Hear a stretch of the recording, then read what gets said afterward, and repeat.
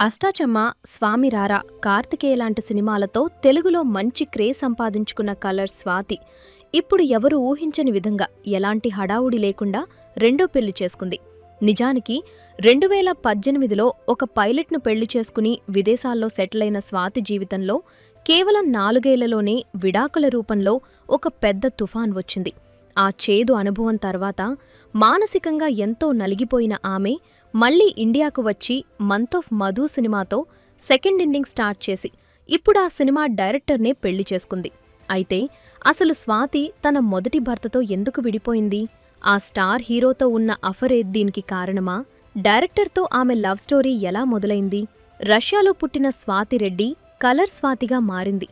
ఆమెకున్న ఆస్తులెంత అనే విషయాలను ఈ వీడియోలో తెలుసుకుందాం. స్వాతి యాక్ట్ చేసిన సినిమాల్లో మీ ఫేవరెట్ ఏంటో కామెంట్ చేసి వీడియోని చివరి వరకు చూడండి. స్వాతి అసలు పేరు స్వాతి రెడ్డి. ఆమె 1987 ఏప్రిల్ 19న రష్యాలోని వ్లాదివోస్తోక్ అనే నగరంలో జన్మించింది. ఆమె తండ్రి శివరామకృష్ణ రెడ్డి గారు ఇండియన్ నేవీలో పనిచేసేవారు. 1985లో రష్యా సబ్మెరైన్లో కొన్ని సమస్యలు వచ్చినప్పుడు ఇండియన్ నేవీ తరపున వెళ్లిన టెక్నికల్ టీంలో ఆయన కూడా ఉన్నారు. అలా వారు రష్యా వెళ్లిన సమయంలోనే స్వాతి జన్మించింది. ఆ తర్వాత వారి కుటుంబం ముంబైకి, అక్కడి నుండి విశాఖపట్నానికి బదిలీ అయి అక్కడే స్థిరపడింది. విశాఖపట్నంలోని ఈస్టర్న్ నావల్ కమాండ్ స్కూల్లో చదువుకున్న స్వాతి చిన్నప్పటి నుండే స్కూల్ ప్రోగ్రామ్స్లో అద్భుతంగా యాంకరింగ్ చేస్తూ అందరి దృష్టిని ఆకర్షించింది. అందరూ తన మాట తీరును మెచ్చుకోవడంతో ఆమెకు యాంకరింగ్పై ఆసక్తి పెరిగింది. ఇంటర్ చదువు కోసం హైదరాబాద్ వచ్చిన స్వాతికి తమ ఫ్యామిలీ ఫ్రెండ్ గీత ద్వారా మా టీవీలో కొత్తగా మొదలవుతున్న కలర్స్ అనే ప్రోగ్రాంకి ఆడిషన్ ఇచ్చే అవకాశం దొరికింది. ఇక్కడొక ఆసక్తికరమైన విషయం ఏంటంటే, ఆడిషన్లో తెలుగు డైలాగ్ సరిగ్గా చెప్పలేకపోయిన స్వాతిని ప్రోగ్రాం డైరెక్టర్ మొదట రిజెక్ట్ చేశారు. కానీ స్వాతి వెనక్కి తగ్గలేదు. గీతగారి ప్రోత్సాహంతో ఇంగ్లీష్లో స్పైడర్ మ్యాన్ సినిమా డైలాగ్స్ చెప్పి తన ఎనర్జీతో అందర్నీ మెప్పించి ఆ అవకాశాన్ని దక్కించుకుంది. మొదట్లో అంతగా గుర్తింపు లేని ఆ షో జూనియర్ ఎన్టీఆర్ మరియు ప్రభాస్ లాంటి స్టార్లు వచ్చిన ఎపిసోడ్స్తో ఒక్కసారిగా సూపర్ హిట్ అయింది. ఆ షో ఎంత పాపులర్ అయిందంటే వారానికి ఒకరోజు వచ్చే ఆ ప్రోగ్రాం కాస్త వీకెండ్స్లో కూడా రావడం మొదలైంది. అలాగే స్వాతి కాస్త కలర్ స్వాతిగా మారిపోయి తెలుగు ప్రేక్షకుల ఇళ్లల్లో ఒక సొంత మనిషిలా అయిపోయింది. బుల్లితెరపై సాధించిన అద్భుతమైన విజయంతో స్వాతి వెండితెర వైపు అడుగులేసింది. 2005లో వచ్చిన డేంజర్ సినిమాతో మొదలైన ఆమె ప్రయాణం ఆ తర్వాత వెంకటేష్ ఆడవారి మాటలకు అర్థాలే వేరులే సినిమాలో సపోర్టింగ్ రోల్తో మంచి గుర్తింపు తెచ్చిపెట్టింది. ఇక 2008లో వచ్చిన తమిళ డబ్బింగ్ సినిమా సుబ్రహ్మణ్యపురం మరియు తెలుగులో నానితో చేసిన అష్టాచెమ్మ సినిమాలు బంపర్ హిట్ అవ్వడంతో స్వాతి ఇక వెనక్కి తిరిగి చూసుకోవలసిన అవసరం లేదు అనుకుంది. జల్సా సినిమాలో ఇలియానాకు డబ్బింగ్ కూడా చెప్పి తన బహుముఖ ప్రజ్ఞను నిరూపించుకుంది. కానీ జీవితం ఎప్పుడూ మనం అనుకున్నంత సాఫీగా సాగదు కదా. వరుస హిట్లు ఉన్నప్పటికీ స్వాతికి అగ్ర హీరోల సరసన అవకాశాలు రాలేదు. దీనికి ప్రధాన కారణం ఆమె ప్రతి షూటింగ్కి తన తల్లిని తీసుకువెళ్లడం వల్ల దర్శకులు, నిర్మాతలు ఆమెతో కథల గురించి స్వేచ్ఛగా మాట్లాడే అవకాశం ఉండేది కాదు. అలాగే బడా ప్రొడక్షన్ సంస్థల కండిషన్స్కి ఆమె ఒప్పుకోకపోవటం కూడా ఒక కారణం. ఆ తర్వాత తమిళ, మలయాళ భాషల్లో సినిమాలు చేస్తూ అక్కడ కూడా సరైన బ్రేక్ రాక ఇబ్బంది పడింది.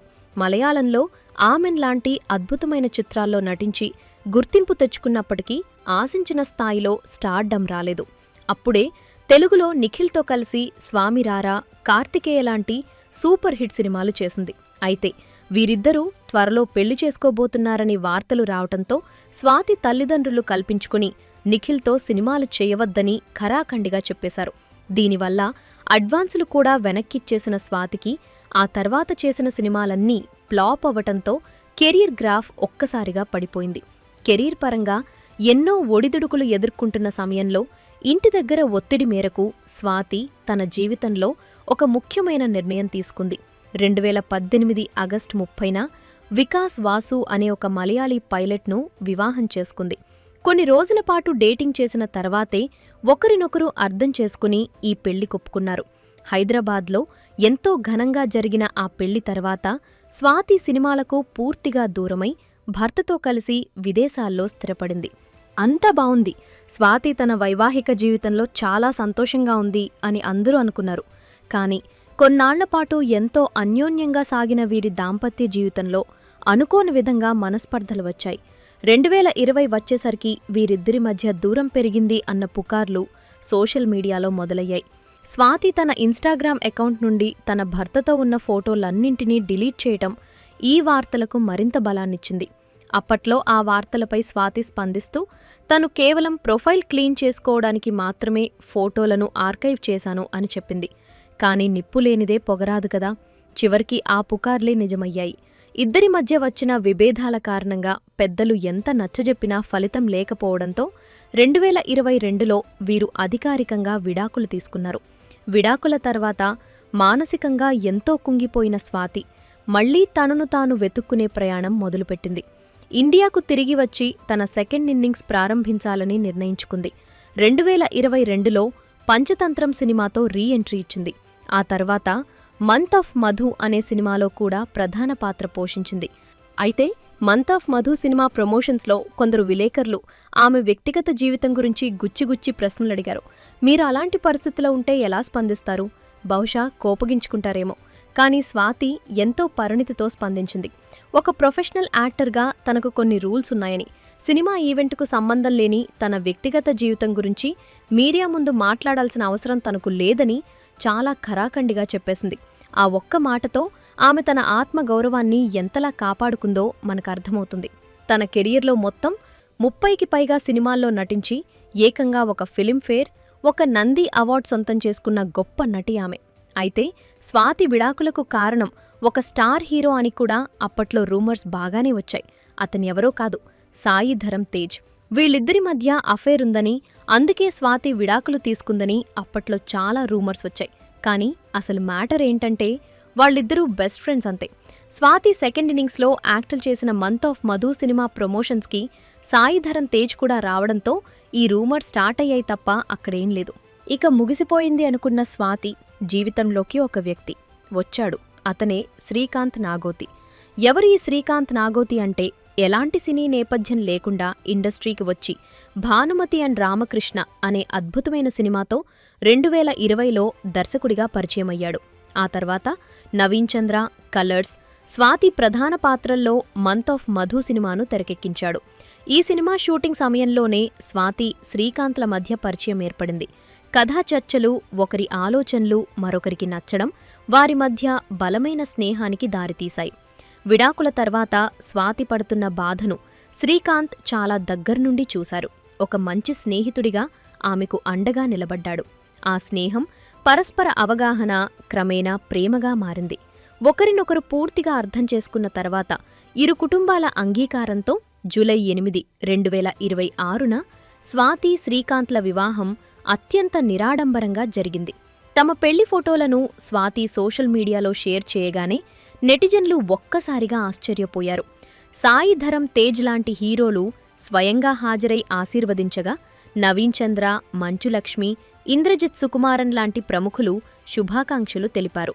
శ్రీకాంత్ చాలా సున్నితమైన ఎమోషన్స్ను తెరపై పండించగల దర్శకుడని, వైవాహిక బంధాలలోని సంక్లిష్టతలను ఆయన తన సినిమాల్లో డీల్ చేసిన విధానం చూస్తేనే అర్థమవుతుందని, అలాంటి వ్యక్తి స్వాతికి దొరకడం నిజంగా ఆమె అదృష్టమని అందరూ సంతోషిస్తున్నారు. కలర్ స్వాతి ఆస్తుల విషయానికి వస్తే, దాదాపు 20 ఏళ్లుగా యాంకర్గా, హీరోయిన్గా, డబ్బింగ్ ఆర్టిస్ట్గా సినీ పరిశ్రమలో రాణిస్తున్న స్వాతి ఇండస్ట్రీ టాక్ ప్రకారం దాదాపు 20 కోట్ల వరకు నెట్వర్త్ కలిగి ఉన్నట్లు సమాచారం. ఆమె హీరోయిన్గా పీక్ స్టేజ్లో ఉన్నప్పుడు ఒక్కో సినిమాకు దాదాపు 30 లక్షల నుండి 40 లక్షల వరకు రెమ్యునరేషన్ తీసుకునేదని, అలాగే చిన్న వయసులోనే కలర్ షో ద్వారా వచ్చిన క్రేజ్తో పలు బ్రాండ్ ఎండార్స్మెంట్స్, యాడ్స్ ద్వారా భారీగానే సంపాదించిందని క్రీడా, సినీ వర్గాలు చెబుతుంటాయి. వీటికి తోడు హైదరాబాద్లోని ఒక ప్రైమ్ ఏరియాలో ఆమెకు సొంతంగా ఒక లగ్జరీ ఇల్లు మరియు కొన్ని మిడ్ రేంజ్ లగ్జరీ కార్లు కూడా ఉన్నట్లు ఫిలిం నగర్ సర్కిల్స్ అంచనా వేస్తున్నాయి. సో ఇది ఫ్రెండ్స్, గతంలో ఎదురైన చేదు అనుభవాలను పక్కన పెట్టి సరికొత్త జీవితాన్ని ప్రారంభించిన కలర్ స్వాతికి మనస్ఫూర్తిగా శుభాకాంక్షలు తెలియచేస్తూ, వీడియో నచ్చితే ఒక లైక్ చేసి ఇలాంటి మరెన్నో ఇంట్రెస్టింగ్ వీడియోస్ కోసం మా ఛానల్ని సబ్స్క్రైబ్ చేసుకోండి.